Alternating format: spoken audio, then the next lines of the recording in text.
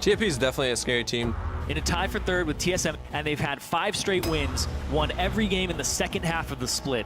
TIP as a team has a lot of different kinds of play styles they can play. That's something we might have trouble against if we play like we did last week. Piglets down the back line though. Emperor's Divide puts TSM exactly where Liquid wants them. Team Liquid take down Team Solo Mid. Can't remember the last time TSM has a 0-2 week.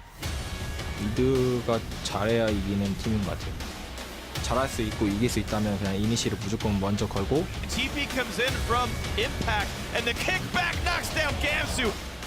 我觉得如果我们要赢的话，还是就是尽量去就是保证自己前期不要犯失误。 아마 천천히 문제를 확실히 고칠 때까지 조금 안 좋은 모습을 보일 수 있을 것 같아요. TSM을 이기면 저희가 좀 더 쉽게 1, 2등을 갈 수 있기 때문에 꼭 이겨야 된다 생각합니다. It's a win that we have to pick up to really have faith in ourselves, have our fans have faith in us towards playoffs, and we really need this confidence boost right now.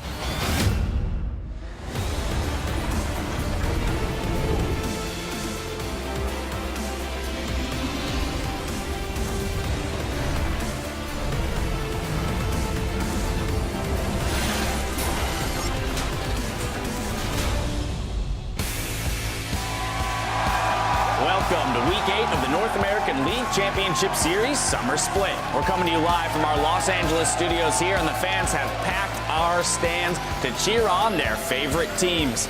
Lots of energy in the building, and of course, we have an Italy with us, and a packed lineup with games starting with Cloud9 versus NME. Here's Cloud9 heading into their ready room just a short time ago, and on the other side of the matchup will be NME. Here's the team heading to the stage.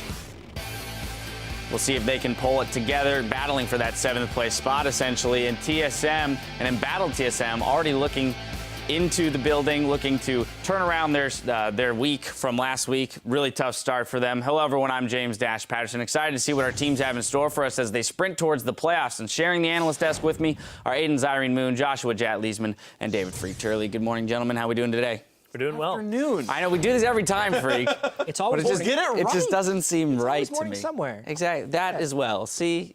But you're saying good morning to us, where we are in Los Angeles, where it's 12:01 p.m. To set the table, let's you wake up.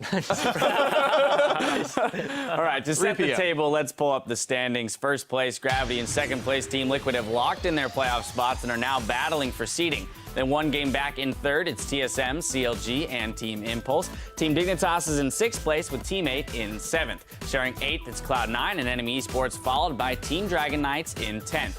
Up first on the Rift today, it's a battle for 8th between Cloud9 and NME. In our third match, CLG will take on Team Liquid. Then Gravity will fight to hold first against Team Dignitas, and will conclude the day with Team Dragon Knights versus Team 8. Now in Game 2 and getting top billing, Team Impulse versus TSM. Both start the day tied at 3rd place, but one team will end the day on top.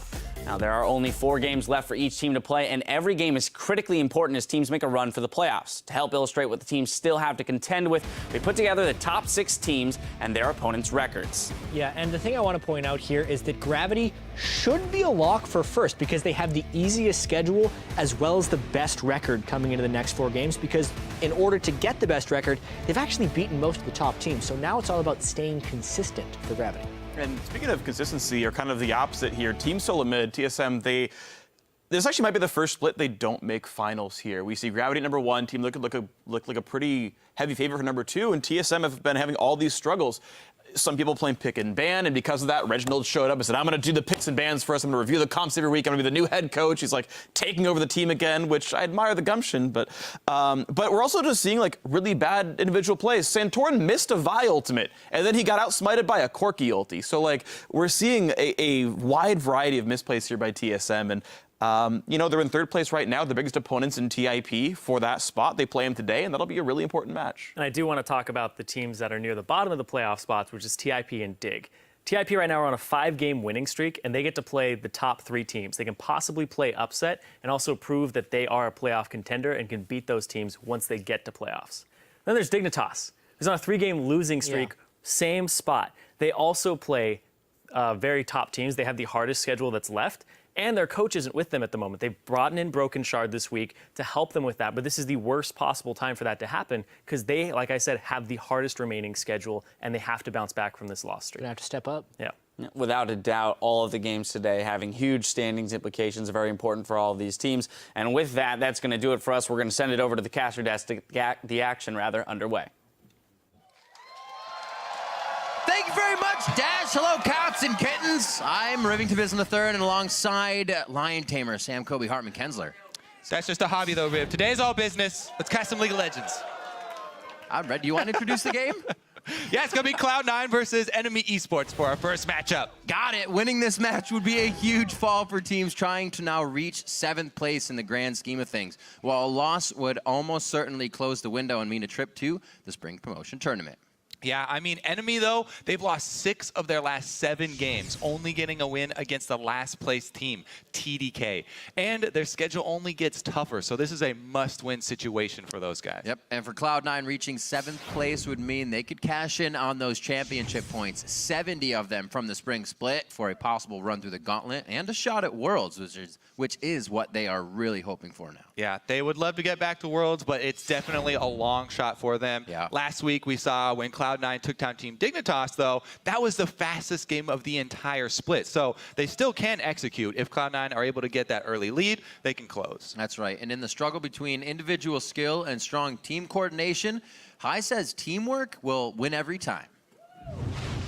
I think the team with the better strategy and game plan wins game. Even if those 5 players are on paper technically worse than the other people, they still win the game, and that's what matters, right? So I think people just care too much about stats and like the hype for a player, and it's just that doesn't matter at all. It just matters how well as a team you play. Well, Cloud9 has shown a bit of that as well, not having really the communication that they needed for a few games. Brought that back with Hai in the jungle, and were able to come up with a pretty big win recently. So. Yeah, and this one is going to be a crucial game for both teams. It will. Starting on, or let's check out the starting lineups, I should say. Starting on the blue side, it is going to be Cloud9. That's Balls in the top lane, Hai still in the jungle for the team, Incarnation in mid, Sneaky at AD carry, Lemonation at support, and today Bobaduk stepping in as coach from the Tempest team. Yep, and on the red side, it's NME Esports. Up top is Flares in the jungle, Trashy. Mid Inox, AD carry Otter, support Body Drop, and on stage is Fragnatic. Now, both these teams have brought in new coaches for this week. Fragnatic, he is a solo queue, high ELO solo queue guy. He's played a bunch of roles, bounced around the challenger scene for a while, so he's going to be helping out NME.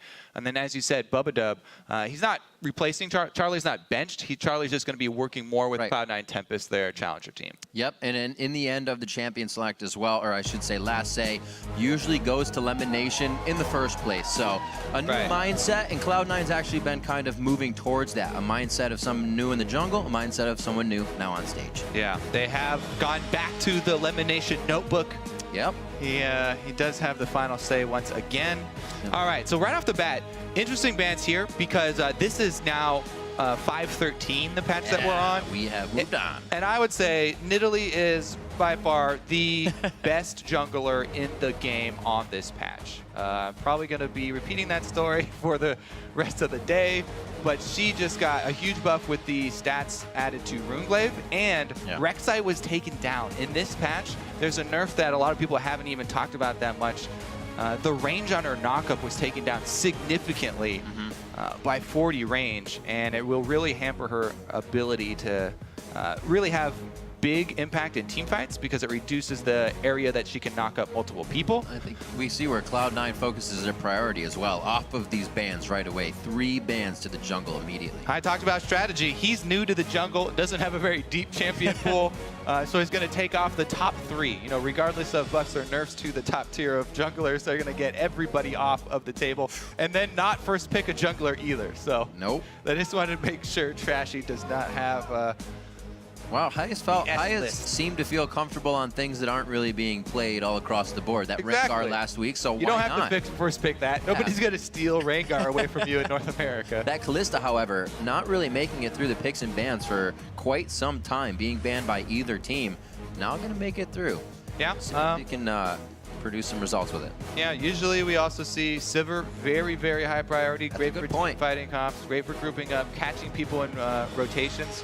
It's definitely something that would be a great tool against Cloud9 because they like to play the map so much. They like to, call for split pushing and objective trading so often that if you have a speed boost in Sivir and you try and cut them off, brings a lot of counterplay to Cloud9 style. Alistar, of course, very high priority still as well.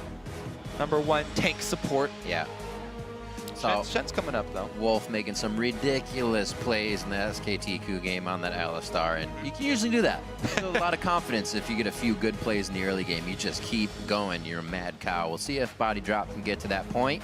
Usually a pretty calm bottom lane from NME to start things off for them.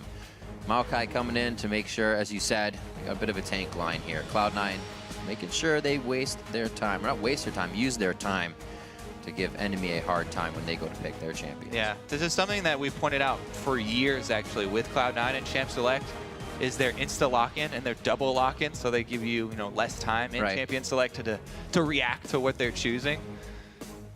Let's see here, discussion still going on for the rest of the team. The front line is pretty much all they're looking at right now. It doesn't give away too much from NME. NME already do have very good team fighting, though. It's going to answer some frontline with frontline here. Braum, support. That's been a Lemonation favorite. They also get that Song of Ice and Fire combination that they can lay down on you. Now, that actually was a little bit nerfed on this patch because you cannot no longer stack slows. It's just the strongest slow takes priority, and the whatever additional slows that are of lower value are just ignored now. Still makes it pretty good. That Rylai's build as well, kind of favoring him. Yeah. So Rylai's are hunting guy to Leandry's. Yeah, there you go. The Leandry's, huge buff for Rumble. Right. The Rylai's that people are talking about, I don't see it actually working with Rumble because the thing that we just went over, the slows not stacking anymore. Yeah. 2 of his 3 damaging abilities already have slows that are almost 40% or 40%. So this is very true. Rylai's on Rumble. Meh. All that aside, Cloud9 has grabbed themselves a team now that is comfortable in what they've had in the past. Balls gets that Rumble. Unfortunately, 3 losses in his last plays after being undefeated in professional play, so that could still be shaky.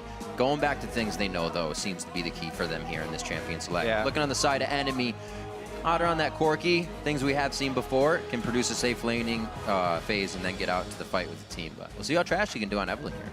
Yeah, I think the one thing is clear for all Rumble players now is you definitely are going to rush your haunted guys and build Leandry's. Bit of Dargon. So this is something that's very, very easy to play in the jungle, Shyvana. She's all about power farming, smashing through neutral monsters. He can either go Devour or Cinderhulk.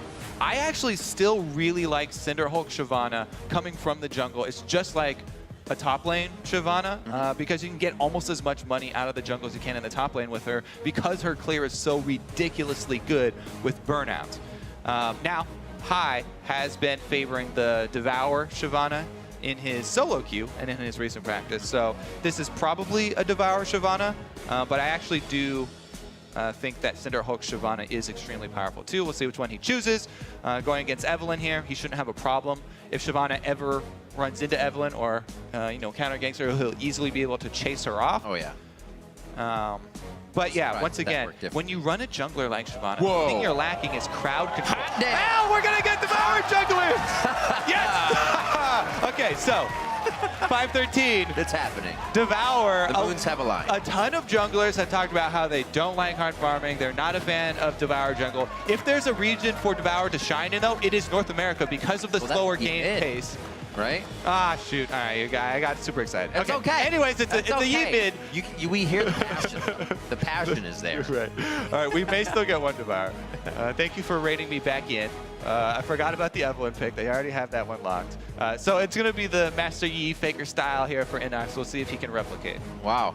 So Inox, just harkening back to his birthday game, he was very, very, very nervous. Just on a birthday game because he had lost recently. This is a lot of pressure to be bringing out Yi here in the mid lane, I feel, that he would take upon himself. But it seems like he's going to put that to the wayside and do what he can here to make some plays from the mid lane. Inox bringing out Master Yi. NME needs all the wins they can get here at the end of the split. 4 and 10, tied with Cloud9 in this team. Well, remember the thing I was just talking about with Shyvana. The thing that you sacrifice when you run jungle Shyvana, she's best clear speed, really good scaling. She has no CC. Master Yi loves teams with no CC. He loves playing against those types of teams to try and get his resets. So take a minute now and let us know who you think has the inside track for this one. Tweet at LOL Esports with either the hashtag C9win or the hashtag NME win. We're gonna good play here coming in to week 8. Interesting champion picks as we make our way to 5-13, and we are gonna be on to the Rift. Let's see what C9 has for NME and NME for C9. All right, yeah, let's take a look here. Opening should be fairly safe for them. Everybody just gonna fan out, and it looks like there will be defensive positioning. Welcome to Summoner's Rift. Ah, yes. Now, the thing that Hai was talking about in his little video feature about, you know, strategy always coming out on top, doesn't matter about individual players, that only works to a point, right? I mean, there's always a break point where if they're that much better as individual players, you can just crush an enemy team no matter how good their strategy is. As of right now, though, as we said, standard opening for everybody, even have a little baby going down in the bush. Let's see if Maokai sets up a sapling start for Yi, because you can get a sapling explosion and 1 alpha strike to grab easy kill on the Raptor babies for an experience advantage. Cold lead in the jungle. It's the other bonus of Shyvana. Twin Bite not only is an auto attack reset, but it counts for 2 hits itself. Yep. Instant ward clears. Minions have spawned. And Hai's on the board with CS already. Huge CS lead for Shyvana. Yeah. Pretty strong clip right there he's going at. Now, it does put the onus of, you know, game-changing plays and early ganks here on Trashy. When you're facing Shyvana, you do feel a bit of pressure to try and affect the lanes because you know that she will have such a small effect if she does visit, you know, just a speed boost to try and get her up there for a couple auto attacks. And apparently a big effect to the team fight. Hai taking exhaust as well with his ignite. Yeah. In the jungle there. Be nice for Inox slowing him down when the fights come. That's personal choice. Yeah. You can still run Shyvana, you know, with flash just like normal junglers. It also allows her for more aggressive counter jungling even than normal. Yeah, it's true. Because she is really strong in counter jungling, and having flash means that if you do get caught out, you'll have an escape. But Hai going for the combat effectiveness. Don't worry, everybody. That's just the normal duo jungling now. Top laner tanks all the damage so that the jungler gets to save their health potions, since top laner will be going back to base anyway. And we did have the lane swap call, by the way, during that entire time we were talking about junglers. Got the 2v2 matchup in the top lane. Maokai not doing too bad against Rumble and the other way around, so they should just be on an island for now, farming up until we get that first objective fight towards Dragon. Hai is, however, into the jungle here. Could get Trashy on the backside of his path. Oh, Trashy runs away. He has no idea. He just saved himself from going down. Yeah, I don't know. I didn't quite see how quickly they changed the vision there, but I'm pretty sure Trashy did see Hai moving into that bush just because he leveled up W instantly and used W for speed boost to run away. True. So I think he might have, you know, maybe caught scent of Hai. But speaking of that counter jungling, he's off to it early here on Shyvana. She can bully anybody out in 1v1, just a heads-up duel. But you do always have to worry about collapsing from the lanes, and that's the biggest issue here. Cloud9's top lane, the duo lane, shoved in early. They have control of the top lane. They can collapse very easily. Incarnation as well on Ahri, already shoved in Inox, so there was not going to be any help from either of the lanes for Trashy, and he just had to pull out, give up his red, and he's actually trying to answer here, but he's going to come up empty-handed. Most of this quadrant of jungle has already been cleared out, and he's going to have to grab Krugs if he gets anything for his time spent down here. Well, they just warded towards the top. They could actually put some damage, maybe blow a flash on the balls. Yeah, talk about early lane presence here. There's the twisted advance. Smash was actually pretty quick there. Balls knows the gank is going to come in. He is forced to flash towards the end of the turret there, but has the pressure on the bottom from the jungler. What can Cloud9 do to work with this? Yeah, he was thinking about trying to save his flash and just soak the damage, but started building up too much there. Had to blow it in the end. Not too big of a deal because the wave is already pushed up towards his turret, and he'll be able to CS at it. Yeah.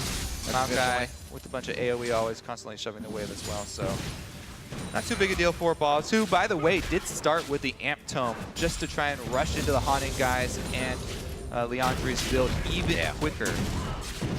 I like that start a lot. Makes you feel pretty powerful in lane. Sometimes turn around those gank situations. Not that one, though. A good hit by NME. Blows the flash in the bot lane. They'll keep a timer on that. Looking back at mids. Double Dorans for both sides on their first back. So they know they're going to be dealing a bit of damage to each other while hanging out in that lane for some time. Yeah, Inox also has picked up these boots. I do like the early boot pickup against Ahri because she's so heavily skill shot reliant. You can avoid quite a lot of damage with just movement speed if Inox is able to dodge. Oh, Alpha Strike, fancy move. Oh, the dance from Incarnation. That's actually the key sign of a good Yi player. What differentiates the meh solo queue Yis from the actual as you say, the ability to use Alpha Strike to dodge abilities. That is the main thing. The secondary dodge the right ability. Exactly. The secondary thing that I look for are auto attack resets using your meditate. That also can be a very clutch move that isn't used fairly often, but in some situations can come out ahead. Also, you can use your Alpha Strike to reset tower aggro. Yi is a fairly snowbally champion, though, especially for that mid lane. They want to get him to his first item as quickly as possible. Body drop a little too close, walked in front of the minions. Lemonation was setting up rush control for some time there. Sneaky, very low, able to flash from the teleport. That will actually be for nothing. And bottom lane pressure going to Balls here. Let's see if players can make anything happen. It makes his way back down the fight in the mid lane. Inox, very low, Trashy, hovering on the side. He's got to know this is a trick by now. Nobody would stay there like that, but High was coming in as well. The double bait. And now they can bully him. He's even the flash from Incarnation!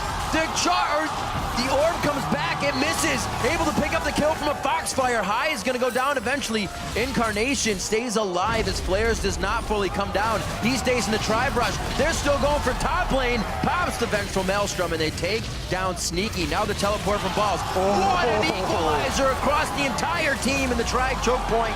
They're going to get Otter too here if they can hit the Harpoon. Overheating by Balls. He's going to need that to keep Incarnation going. could come up too. There's the rotation as you say it. Incarnation starts to move. Balls very low, a few more auto attacks. Lemonation doing what he can to keep him there. Incarnation now set to pick up a few kills for himself. Lemonation a few last hits. This one is going the long haul. Flares under the turret. A charm over. It doesn't hit from Incarnation. No assist. The kill goes over to Balls. What a fight across the board. A bloodbath, Rib. Everybody going down in the top lane. And because they were able to get that kill early and gain control of mid lane, Cloud9 do not come out behind. They were in danger of losing that skirmish, coming out behind in kills, but because of the mid lane power there, Incarnation able to come up, head off their escape, and grab the extra kill for Cloud9 in the end. So they do come out with a gold lead at the 8-minute mark here.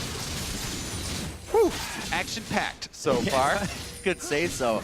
And on top of it, we will get that Devour. So first stated Devour. In the North American LCS in the first game that it's available. High gonna pick that one up on Shyvana and try to stack his way up. All right. Well, bot lane antics now. It looks like we're gonna have Inox coming down, but they stop, head back up towards mid lane.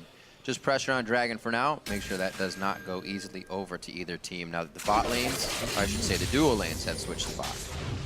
All right, let's take another.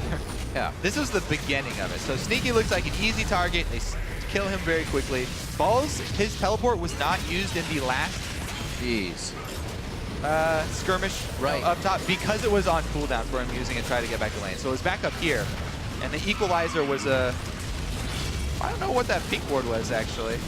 I think that was a misclick there for the pink ward. So Cloud9 get an extra 100 gold worth out of this skirmish, but you know, as we said, Incarnation was able to come up and close them out. Players had nowhere to go, so I'm just going to give the kill over to Balls instead. Seeing situations happen like double lift attack wards, I'm always up for throwing down a ward type fight like that. If it's a really, really close fight like that, I mean, there's a chance. I would be down with sacrificing a trinket ward or maybe a green the pink, ward. you're right, I'm very stingy with my pink wards. But yeah, in the end here, Cloud9 come out with the early game lead, 1,000 gold. And while we're talking about, you know, Zeta Devour and Devour junglers new on this patch, Little puppy. I really do want to emphasize the buffs in RuneSlave, because I was very outspoken about, not being very happy with how efficient it was when it was first released. But these buffs are very, very big for it. 10 AP as well as increasing the basically the sheen part of the item. Gives you a lot more burst damage and a lot more value out of the item. So Evelyn actually got a giant buff in this patch as well. And she's got a very, very strong early game presence. So far though, because of all the laner interactions, the advantage has gone to Cloud9. But there's the Runeglaive completion from Trashy, which I actually like now that it's been buffed. Do value it higher than Warrior now. And look how far up Incarnation is playing. This not usual play for him. Feeling very safe, kind of knowing, as you said, hardly any crowd control to come through on this team. Easy escape on Ahri. Playing this one much more aggressive than usual, keeping in the face of Inox and doing as much damage as he can there. Missing a quick charm, but has a much bigger advantage on the turret damage there. People love Shyvana insta ward clears. He doesn't have the cooldown on it. Oh, okay, he'll just do it. It's a triple kill! All right. Oh boy. The hat trick and wards can cost Lemon Nation his life. Oh, the Glacial Fissure goes back. Just the end actually hits Alistar. Flash over from Trashy. Good ult for Flash there. It'll work out in the end. They're going to get some aggro onto the Dragon area now. A little overheat here by Balls. Doesn't look like he's winning this one straight up. On the side for Flares, there's the Rumble ultimate going down. Flares very low, is going to try to get through the minions. Grapevine, can't do it. Goes down right in the middle of the pack. A turret going down in the mid lane as well. This is going to create forward wards and more pressure for Cloud9. Yeah. Flares not happy about the teleport from Balls that got him a kill and 2 assists to get him to this really early haunting guys Merc Tread point. And Balls definitely taking advantage here. Sneaky left alone under the turret though. Goes down very quickly. High's looking to collapse. There's Balls once again. No ultimate though. He is everywhere right now. You can see High just coming down from the river. A little bit of a fight between Incarnation and Inox, making sure Inox can't come all the way down. He's doing his own thing in a 1v1. Mission impossible here. He cleansed off. Oh, he goes for the flash. That's going to be the ultimate as well. Islander goes down, and it's going to give Inox enough time to get away. Incarnation blows the Spirit Rush. The bottom fight had also broken apart once the communication was there that the mid laners could not make it. I guess Incarnation didn't have his charm backup and when he went for that flash. It seemed it, yeah. But yeah, Inox still able to escape there. On the Master Yi Alpha Strike 2 minions. So much action in this game, Riv. I got sidetracked. Oh yeah, I was gonna start talking about State of Devourer with that Scuttle Crab, because that was big. When they forced they took that support fight and they forced Body Drop back into the jungle and Trashy had to flash over this little wall.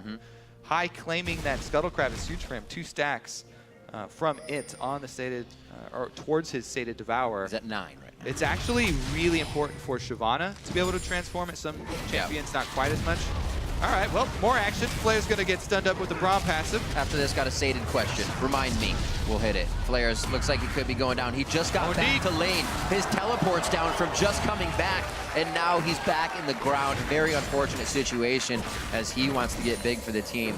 As I was talking about Sated, looking at, kind of any champion, what's a good average that we should see Sated become, become a Sated Devourer? Well, it all depends on Dragon's Riv. NME looking to take the first Dragon off the field right now. Rumble ultimate, beautiful once again. Trashy almost dies to it. Oh, he is going to die. The Dragon protecting his gold. High goes in. Looks like he's going to go down very fast. A little overzealous in this fight from Cloud9. Maybe they thought they were a bit too powerful. That a lot of that armor, or damage rather, mitigated by Body Drop's ultimate to stay in the fight. They come up big. They were able to stop the Dragon, plus Sneaky and Lemon Nation were able to shove all the way through the turret up to the secondary here. So Cloud9 really keeping up that pressure. And the ultimate there from Ball is able to ensure them a kill and stop the Dragon. Keeping that Dragon up on the field, that is the biggest part. Man. Scuttle Crabs give you a 2, but Dragon's going to give you 5 towards your completion. And High is going all in on the damage build for Shyvana. Now, rushing into Blade of the Ruin King straight after Devour leaves you extremely squishy for the early game. Some people will put one tank item in between the completion of those two, just to build up some health for the mid game, for the skirmishes. But he's going to go for full power. It also means that your clear is insanely fast. He can solo Dragon really easily if just given a few seconds window as well. But it does leave him vulnerable in team fights. So he's going to have to play a little bit differently because he's a more squishy Shyvana than you're used to. Once again, they'll return to that crab. So the best two users of Devour are Kayle and Shyvana because they have so much on-hit damage. Almost Kale's whole kit is on-hit damage. So that's obviously why she's #1. But Shyvana very close behind because of the buff where her burnout applies on hit as well. And then we'll be able to secure the Dragon in the end. So sacrificing those lives earlier does pay off for Cloud9 and High. Something that definitely changed when High came on the team and their communication started to get better is their risk reward and how much that paid off. Doing things like that and not losing Dragon, not losing more turrets, they were able to game things off of dying. And that's the strategy part, I guess, right? You have a bit of strategy, you're going to come through. Plus being able to react very fluidly during the game. They were able to call the all-in after seeing how effective the Rumble Ultimate was. Initially, the Rumble Ultimate just thrown to get them off Dragon, but taking down Trashy to 200 HP spurred High to commit fully to it. And in a little exchange, they did come out down in kills, but were able to make sure. Yeah, overall, up down. 3K, 3.3. Look at the amount of wards that they committed to it. Double upgraded yellow trinkets on top of the Elimination Sightstone means that that blue quadrant was just lit up. I'm going to chase Trashy off again. Let's see if Trashy can hang around on Evelynn and actually Smite steal this away. Oh, he doesn't have Smite, so actually going to try and chase him off. He didn't like that too much. Yeah, as we said, really squishy on the full damage Shyvana, so he's going to not hesitate to pop his ult and get out of there. Good call from High to abandon the Scuttler. Balls is going to be huge for this team. He's almost already to the Leandri's completion. Right now, though, he's the target. This could be the play for them. Trashy, oh, Inox a little too aggressive there, pushing him off for Trashy to get in. He could not close that gap. His ultimate down here for Master Yi, so the kill on Balls very unlikely under this turret because now they can actually slow Inox. There's the minion wave down. Balls is actually looking for a lot of turret damage right away. Oh, they're going to get the teleport in the last minion to keep it alive. Trashy's still the tank, though. Somebody could definitely come up to get a kill on this one, but they get each other in and out nicely. Too much of a gap on the map, and Cloud9 is serving the same thing on the bot lane. Yeah, they were able to bring the teleport to the kill as well. So the only reason they're able to grab that is because that comes in and it's able to save the minion that the turret was on. So they didn't have to take turret hits a lot earlier. However, in exchange, they have to give up that bottom turret, plus a lot of damage on this one. And the teleport cooldown for players will be known to Cloud9. So we'll see if Balls can make a teleport play for himself. 7-7 here, but Cloud9 ahead on gold. 2 turrets up, and of course they have the Dragon timer as well. They're working with what they already have. Moving those wards a little bit deeper in that side of the jungle already from Dragon, why not stay in the area you have the advantage? Picking up 1,000 more gold at least in their favor here. That kill score is still tied though, and you can expect it to go much higher once these teams start packing in to a turret dive. 31 to 26,000 right now, 3-1 in turrets. Cloud9, their early game is much better now. See if they can continue to the late game where they were still having trouble throughout the season. Yeah, remember, it was last week where they got the early lead and they were able to power it all the way through for our quickest victory of the North American LCS, this split. High is definitely on track to become extremely powerful. He's going to have that sub 20-minute Devour transformation, which is the goal. That's when you know you're doing really well. 20 minutes is like pretty much average. Since they did get that one Dragon, he can't hit that mark. There he goes. Transformation complete, 19 minutes in. Very quick pace for him. And it's at the same time he completes his Blade of the Ruin King, which is also on hit. Now, as we said though, she's still fairly squishy. He'll transition in a full tank build after this now, so he can stay in the fight and actually get auto attacks off. The biggest weakness that Shyvana has is when she's kited, if the other team has enough CC to control her. She is just, she just does have that one jump with her ultimate. Heading top right now, though, and they want to try and kill Inox. That's going to be fairly difficult because, you know, combined with Cleanse and his ultimate, he has multiple ways to shrug off slows. Right. Flashes up as well, so I don't think he's going to be moving up. Maybe Hai was just pushing up for a counter gank and they expected Evelynn up there. Now they see Evelynn down bottom, though, and they teleport to answer. Oh, teleport to the Ghost. I like it for Balls, trying to get in sneakily, but he is the first focus here. He does actually have Merc Treads along with his Leandries. The crowd control not keeping Balls down for that long. Able to quickly move, and big kills coming up from Sneaky now with the extra damage. Incarnation onto Otter. Gets the rush, misses the missile coming out of Otter there. The dodges coming in left and right, gets the heal on, he's not going to go down. One last hit from a Foxfire and an auto attack. Finally gets the shutdown.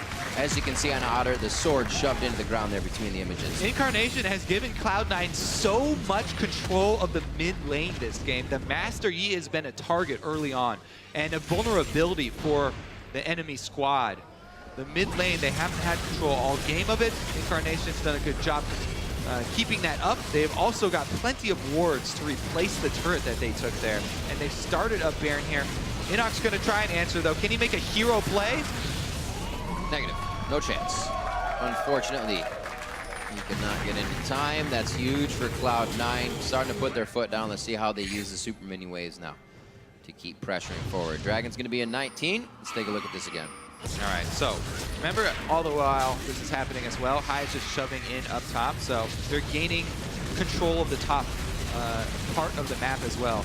Nice little T here from the Braum and Rumble ultimates. Trashy doesn't get to do anything in these team fights. Because of the effectiveness of these Rumble ultimates, Trashy's been chunked down so early, he doesn't add any damage, and it's basically a mismatch here. Sneaky also with a nice Callista Spear over the top.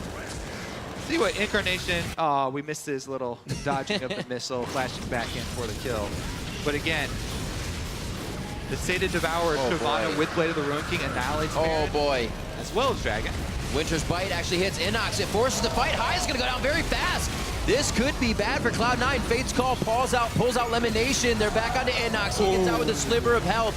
And that's pretty much the story for all of the enemies. Cloud9 now has the trifecta on the back line, still delivering damage. Sneaky, Incarnation, and Lemon staying alive through the fight and able to push off enemy out of Dragon area. Don't know if they can get too much more out of this. Like we said, it was going to get bloody. I don't know if there's going to be enough people standing to keep pushing down turrets after these fights for some time. Sneaky, Incarnation will look to finish the mid one here. They should have the wave. Yeah, they'll get in time, so that'll work for them. Inox does not have home guard, so I think it will go down. Baron buff there. Just one. Nice and easy. Cloud9's going to back off, now extending that gold lead to just about 8,000. Very nicely done. Yeah, we did see how quickly Hai can go down if you focus him, though, in that last fight. It's just that while they were taking down Hai, they grouped up and were AoE'd, so everybody was taken low during the time it took to kill Hai. Just look at any neutral objective is trivial for this champion, though. All right, so they dive in actually on the back line at the same time that they blow him up. And again, as you say, the Leandry's Rush Equalizer is a terror on this patch. Even so, they're able to melt the backline. So front line of the enemy, classic. They're left out there to dry, committed to the fight already, and the backline had to pull out because of the AoE magic damage. That's Leandry's Merc Treads, remember. Still painful. Still painful.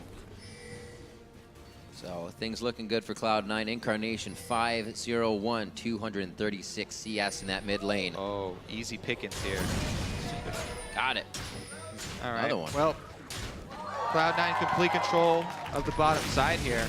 I think the Baron timed out already on everybody who had it, so that may slow down the siege here as they're sieging options. TP. Yeah. Players using that TP. The rest of Cloud9's going to know it. Hai actually, Incarnation in a good position to get into this. He dives right into the middle. Players is able to lock him down. Incarnation, maybe a bad decision here. The Ignite's on. He's going to stay alive. And body drops going down. 3 members now down for enemy as Cloud9 is just able to figure out the fight that much faster and start dropping the members of enemy. They've only lost Lemonation.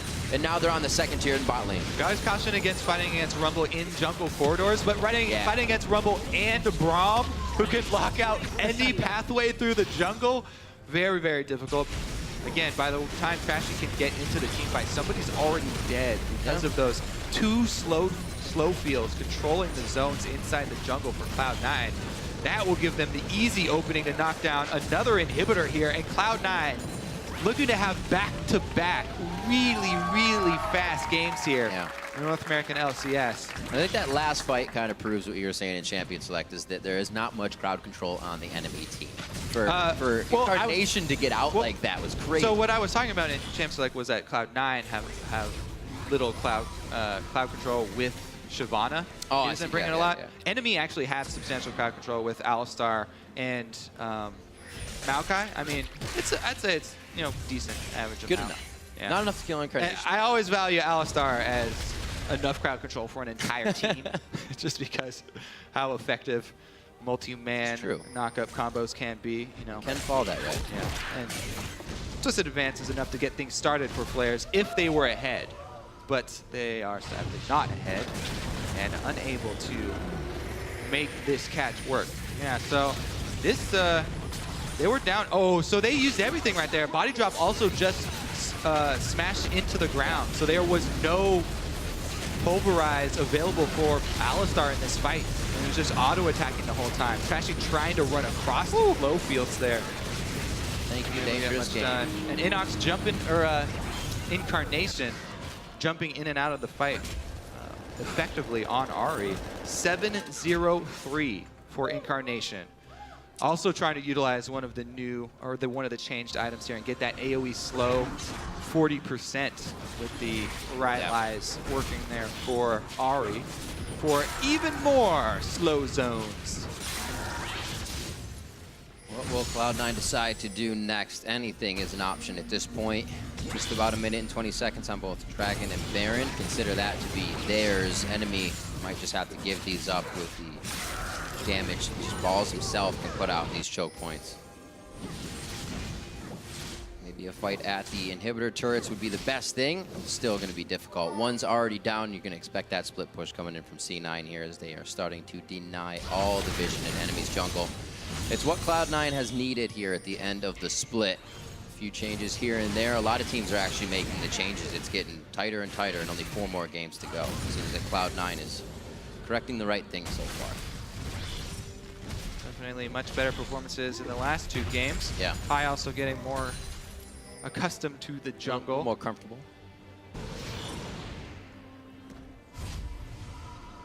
Looking for the sneak attack here, but it's not going to happen. Enemy do not want to face check anything. They do have Scrying Orb upgraded and available as well, so enemy just going to try and clear waves, soak until they get an opening from Cloud9. Yep. That's an opening for C9 to go in from the side. An equalizer doesn't hit too many. Do they have flares enough to take him down? A lot of slows on slows that can come from Cloud9. Inox trying to go into the fight on a sneaky. He's just not big enough yet throughout the game to take him down.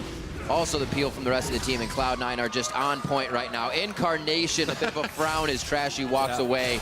Cannot take Minions it down. will finish it for him, though. Minion. No, he's gonna live. He's got 16 HP. Elimination with the Winter's dodge it. Misses. It's all. Puts the shield up for the movement speed, but he can't get in to hit Trashy. An unfortunate situation, but the victory still comes on the end of that. It's going to be all right for the Cloud9 fans. 28-20 on the clock.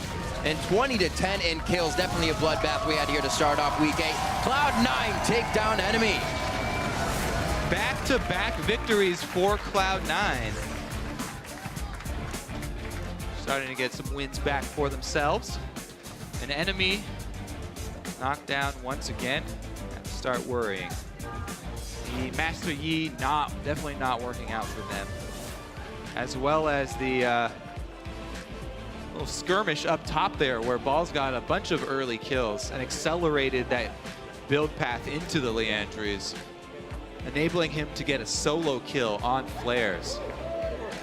It was definitely a rough game for NME. Looking at the damage charts in general, Inox actually did quite a significant less damage than Braum did, by like 1,000. So there was no fights that NME could get themselves into. Credit to the Glacial Fisher and the Equalizer, because that pretty much deleted everybody in the fight. Now, looking forward for these teams, Cloud9 definitely still has some hard games in Common Logic Gaming and Team Solo Mid as well. CLG tomorrow and TSM in Week 9. NME, their schedule also does not get any easier. Liquid, TSM, and Dignitas to follow. So, yeah, and they're 4-10 or 4-11 now. 4-11 now, yeah, absolutely. So, yeah, they're sweating a little bit. Cloud9 move up to 5-10. Also, as we said, kind of banking on the championship points, making sure they can get a good spot and run that gauntlet. Yeah, another big thing here that Cloud9 have shown is Incarnation back on an assassin. Yeah, that's true. Something that people were clamoring for when he came over initially. You know, now with the Rylai's buff, he's decided to go without the Ahri once again. And as I said, complete control over the mid lane and the middle of the map here. Something talked about by Sneaky was kind of the pressure in the mid lane didn't allow Incarnation to feel safe in his ganks. That's why he kind of felt like he'd stay back. He didn't want to be the one to die. They had a plethora of wards, and High was always in Trashy's face. Incarnation, he had so much information that it almost made him push that lane. He couldn't do anything else. So the team is falling in line with that. What happens when they are pressured, though, in that situation, when somebody pushes back with enough skill? I mean, back-to-back sub-30-minute wins pretty good for Cloud9. It was good. That was Dig and now NME. Yeah, so they still have the ability to execute quickly if they can get that early lead. The problem, obviously, has been getting the early advantage early. So for a closer look at that match, we're going to go ahead and send it over to Dash and our analyst desk. Thank you, Riv. And gentlemen, I want to hit on what Kobe was touching on there. Incarnation back on an assassin. But in general, a couple of the picks that we saw Shyvana and Master Yi come out as well. So we're actually going to pull up the team comp graphic so we can kind of get an overview of it. And Jad, I'm going to let you walk through a little bit of it. Yeah, so one interesting thing is that Incarnation was kind of pushed into an assassin with the Azir and Orianna bans by NME. But it is such a classic champion for him, and I feel like it's generally good in this meta if you're attacking a squishier team. And there's only one true tank from the top lane in flares for this team, so therefore Incarnation would have success. I also really like what High is doing in the jungle. He's always been kind of the first person to take a powerful pick from solo queue and then played in the LCS right away. Throwback to Soraka when he was a mid laner and dominated with that. Shyvana has been crushing many a solo queue game, and we saw as soon as he got that State of Devour, he was taking over the game. Well, this is just comfort across the board for C9. Balls on Rumble, Sneaky on Kalista, and then you have comfort for High and Incarnation. So C9, in a time where they were struggling, they're like, all right, let's just go back to what's working for us in scrims, what's working for us in terms of our own champion pools, and just bring it all together. And the Azir and Orianna ban are interesting because those are LCS Incarnation champions that we've been seeing. This is a solo queue Incarnation champion, and he seems much more comfortable on it. He had a big CS advantage over the Master Yi, which was actually a good pick. It just wasn't executed on very well. I want to move there next because it did baffle me a little bit. So shed some light. Well, when you pick an Ahri, you can't really pick a champion that is going to be very poke-centric against it, right? The Azir was already banned away. The Orianna's already banned away. Varus, Kog'Maw, Jace, Nidalee are things that we see Inox going towards. But Ahri just destroys those champions. She's able to gap close on them. So the Master Yi ends up going for a split push strategy later, and then you have the Evelynn who just roams around the map and makes it so that always keeping pressure or possible pressure on that lane, so the Master Yi gets to split push. But they never were able to execute on that because the Master Yi was never strong enough to run over this team. Right, ultimately we saw very early in the game, 130 to 90 CS difference, 40 CS there. I mean, like, why? It's an unfortunate thing for Inox. Master Yi is a pick that terrifies a lot of people because no one really preps that pick or against it. But this time it did seem like Incarnation had a handle on what to do against Yi. He kept his CS up very high. He was also, we noticed that one moment where Inox dodged the charm and the Ahri Q with his Alpha Strike, but it seemed like kind of just that one moment. He ended up getting poked heavily, and NME ended up falling into that unfortunate pattern where they are getting crushed in the early game, and then Master Yi can never realize his split push potential. Let's explore that a little bit, the idea that NME is losing these early games because, as we just mentioned, you know, across the board, their picks suggest that they should be able to hold up in the early game from a champion pick perspective, yet they didn't do it. they have close matchups in a lot of places. Yeah. The Corki versus Kalista lane can be close. The Master Yi versus Ahri lane can be a skill matchup, and he was losing it. And they were getting out-pressured in the jungle despite Hai being on a farm jungler. So it's just a recurring problem. Whether they try and comp entirely for the early game, they don't want to do that necessarily because then they wouldn't have a way of winning the game. But this one in particular, they just fell far too weak. Zyrene, I want to jump to you with one last thing, which is that Cloud9 here, 28-30 game time. The last game we saw them play 24 minutes. They're picking up these quick wins all of a sudden. Any thoughts as to why specifically they're winning so quickly? Well, they're really just exploiting the weaknesses of the other team right now. We saw Dignitas play a very sloppy game in NME there. Flair's giving up solo kills. We saw the TPs to just dive one person and then give TP advantage to the other team happen over and over again. So C9, it looks like they're having more decisive calls. There's definitely more fight in this team now than we had seen previously. And with Comfort coming into the mix, they don't have to worry about a lot of extraneous factors. Just focus on their game, and that's what they've been doing to get these wins. Well, with that win, too, Cloud9 grabs the 1-1 record with each of the bottom teams, which is going to be very big when it comes to tiebreakers, possible tiebreakers at the end of the split. We'll keep it tuned right here. When we return, we'll jump into our game of the week between Team Impulse and TSM. You won't want to miss it.